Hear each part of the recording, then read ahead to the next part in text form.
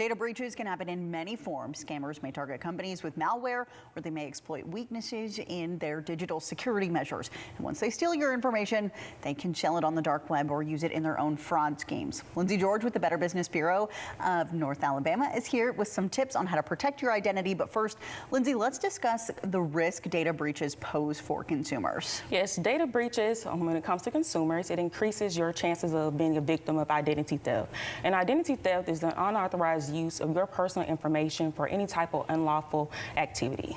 And companies collect more data from customers than ever before. What kind of information do they have? Yes, companies store a lot of our data on their databases, with it being our saved payment information, our passwords. Then it enables us to have that easy access to pay our bills online and also to make any type of other payments that we may need in order to receive that service.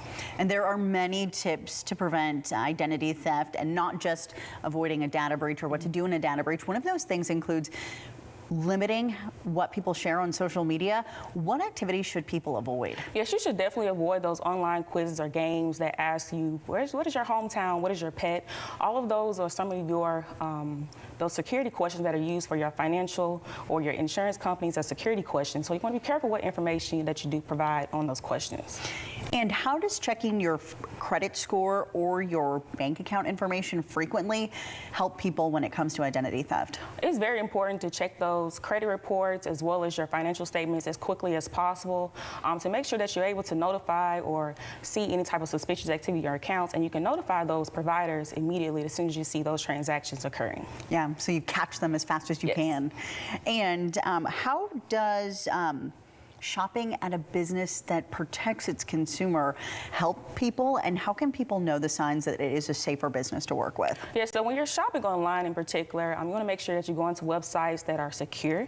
They have that HTTPS, that means it's secure. They have that lock symbol on there when you're inputting your financial information.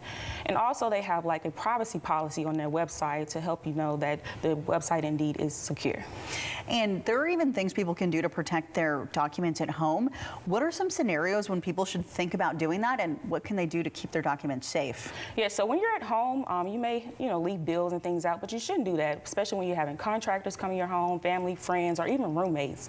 You don't want to leave that information out there because there are your personal information on those different bills, and you don't want to just assume that, no one will look at it, but they may, and you don't want to fall victim to identity theft. So protect those documents, put them in a safe place, or even any type of safe or protected briefcase. All right, good things to think about there. And shredding paperwork is another tool that can help people. What kind of documents should people think about shredding?